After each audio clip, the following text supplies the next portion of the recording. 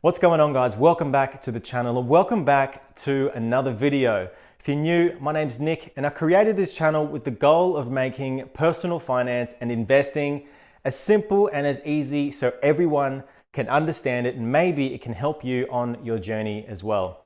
In today's video, we're going to talk about refinancing and specifically when not to refinance and some things to look out for if you do decide to refinance. So let's do it.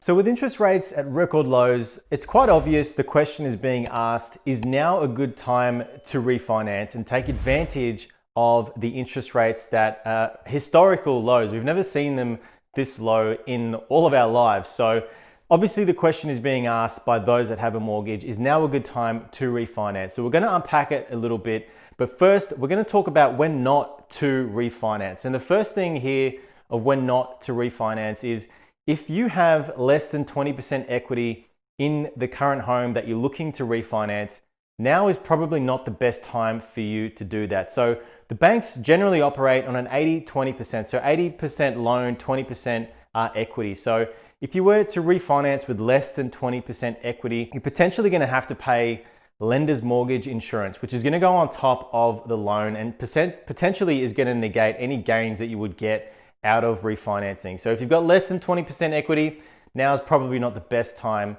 to refinance. So another reason why you may not want to refinance right now is if you have a bad credit score or a bad credit rating. And by having a bad credit rating, the refinance may not necessarily go as smoothly as it possibly can. And importantly, the bank may not be able to offer you the best rate that they possibly can due to your credit score. If you haven't seen my video on how to fix a bad credit rating, I'll leave the link in the description below, so check that out. And all is not lost if you do have a bad credit score. It can be fixed, it just takes a little bit of time. So another reason why you may not want to refinance right now is if you're currently on a fixed term loan. By breaking a fixed term loan, you're going to pay an early exit fee plus a whole host of other fees. And to refinance, you're essentially going to negate any gains you would get by paying the break cost. However, if you have a fixed term loan ending shortly, it's definitely something that you want to start looking into to make sure that once that fixed term period ends, you're going to get yourself the best rate possible with anything that's out there in the market currently. So if you've got more than 20% equity in your property, you've got a good credit rating, and you're not on a fixed term loan, it might be a good idea for you to refinance. But before we get there, you want to actually understand what rates are currently out there in the market. Now, you can utilize internet comparison websites.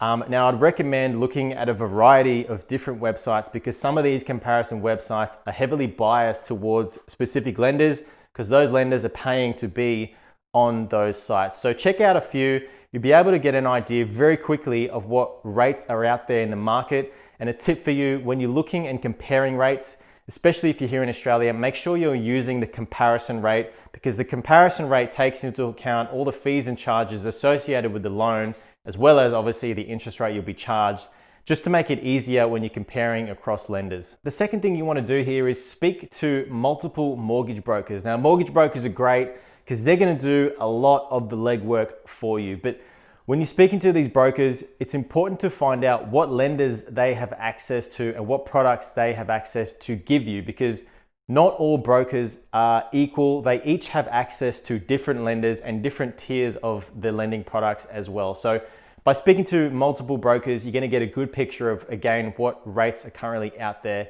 in the market. And if you're feeling up to it, it's probably also a good idea and beneficial for you as well if you actually go out there and speak to the staff in branch, because maybe they also have a really good offer for you as well that you just may not see advertised online or through a broker. So once you've got an idea of what rates are out there in the market, there's guaranteed to be a rate that's most likely better than what you're currently getting. And again, before you jump in and refinance, there's a last step you want to do here, and that is you want to actually pick up the phone and call your bank, and you want to have a conversation with them to see if they can either match or beat the best rate that you've seen. Because if they can do that, it's going to be much easier for you. You don't have to go through all the hassle of refinancing. Now, sometimes the bank will be able to match or beat the rate that you can get. Sometimes they can't. It really just depends on how the bank's books are balanced And if they can't match it, that's when you want to look at refinancing. So the very last thing that you want to do before you jump in and refinance and take your business to another bank is you want to understand what features your new lending provider has for you in terms of your loan. So do they have a 100% offset facility? Do they have a redraw facility? Do they have a split loan ability? Can you make extra repayments? Can you be flexible with the repayments, as in can you pay it weekly, fortnightly, monthly?